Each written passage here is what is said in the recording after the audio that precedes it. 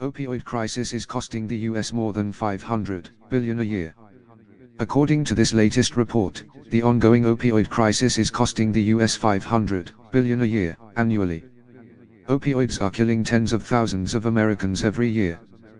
President Trump has declared the opioid crisis a war on American citizens and has vowed to pour various resources in order to combat this deadly epidemic, though it remains to be seen if Congress is willing to go along with measures in which Trump wishes to take against opioid addiction, which is mainly among whites, with a certain percentage of African American, Latino, and Asian individuals.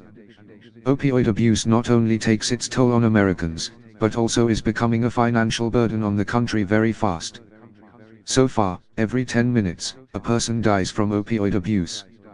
Mayor Bill de Blasio is seeking $500 million lawsuit against opioid manufacturers and distributors in order to cover the costs New York City has suffered as a result from opioid abuse among its citizens, eerily similar to the crack epidemic that has rampaged throughout the city in the 80s to early 90s, although the chances of opioid abuse reaching that level is unlikely.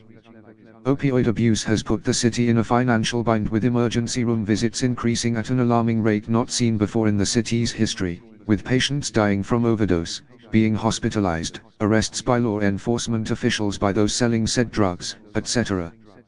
However, New York City hasn't been the only metropolitan area to see significant increases in costs due to opioid addiction. In fact, other regions across the country have been hit harder.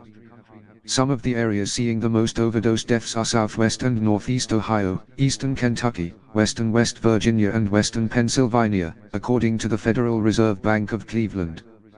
Rural America has also seen an increase of fatal opioid abuse cases as well. Although many news media outlets have claimed that the increase in opioid abuse didn't become rampant due to increasing worries about the nation's economy, several studies have shown that the current American economic climate, what with the recent losses in the stock market, has caused many Americans in urban and rural areas to turn to drugs and alcohol, including opioids, in order to cope with stress over the US economy. Not to mention the fact that America's middle class is shrinking to almost Great Recession levels. So, what do you think? Put your thoughts in the comments below, visit the link to the original article in the description box, and please subscribe.